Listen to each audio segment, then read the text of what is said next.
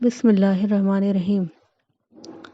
تو ان کی قوم کے سردار جو کافر تھے اور آخرت کے آنے کو جھوٹ سمجھتے تھے اور دنیا کی زندگی میں ہم نے ان کو آسودگی دے رکھی تھی، کہنے لگے کہ یہ تو تم ہی جیسا آدمی ہے، جس قسم کا کھانا تم کھاتے ہو اسی طرح کا یہ بھی کھاتا ہے، اور جو پانی تم پیتے ہو اسی قسم کا یہ بھی پیتا ہے۔ اگر تم نے اپنے ہی جیسے آدمی کا کہا مان لیا تو گھاٹے میں پڑ گئے۔ کیا یہ تم سے یہ کہتا ہے کہ جب تم مر جاؤ گے اور مٹی ہو جاؤ گے اور ہڈی کے سوا کچھ نہ رہے گا تو تم زمین سے نکالے جاؤ گے؟ جس بات کا تم سے وعدہ کیا جاتا ہے بہت دور اور بہت دور ہے۔ زندگی تو یہی ہماری دنیا کی زندگی ہے کہ اس میں ہم مرتے اور جیتے ہیں اور ہم پھر نہیں اٹھائے جائیں گے۔ یہ تو ایک ایسا آدمی ہے جس نے خدا پر جھوٹ گڑھا ہے اور ہم اس کو ماننے والے نہیں۔ پیغمبر نے کہا کہ اے پروردگار، انہوں نے مجھے جھوٹا سمجھا ہے، تو میری مدد کر۔ فرمایا کہ یہ تھوڑے ہی عرصے میں شرمندہ ہو کر رہ جائیں گے۔ تو ان کو برحق وعدے کے مطابق زور کی آواز نے آ پکڑا تو ہم نے ان کو کوڑا کر ڈالا۔ پس ظالم لوگوں پر لعنت ہے۔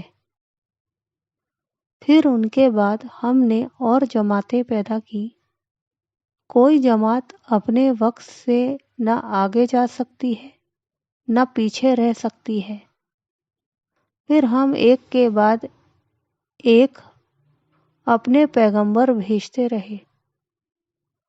جب کسی امت کے پاس اس کا پیغمبر آتا تھا وہ اسے جھٹلا دیتے تھے، تو ہم بھی کچھ کو کچھ کے پیچھے ہلاک کرتے اور ان پر عذاب لاتے رہے اور ان کے افسانے بناتے رہے۔ پس جو لوگ ایمان نہیں لاتے ان پر لعنت۔ پھر ہم نے موسیٰ اور ان کے بھائی ہارون کو اپنی نشانیاں اور ظاہری دلیل دے کر بھیجا، یعنی فرعون اور اس کی جماعت کی طرف۔ تو انہوں نے گھمنڈ کیا اور وہ سرکش لوگ تھے۔ کہنے لگے کہ کیا ہم ان اپنے 2 آدمیوں پر ایمان لے آئیں اور ان کی قوم کے لوگ ہمارے خدمتگار ہیں؟ تو ان لوگوں نے ان کو جھٹلایا، سو آخر ہلاک کر دیے گئے۔ اور ہم نے موسیٰ کو کتاب دی تھی تاکہ وہ لوگ ہدایت پائیں، اور ہم نے مریم کے بیٹے عیسیٰ اور ان کی ماں کو اپنی نشانی بنایا تھا اور ان کو ایک اونچی جگہ پر جو رہنے کے لائق تھی اور جہاں نثرا ہوا پانی جاری تھا پناہ دی تھی۔ اے پیغمبروں،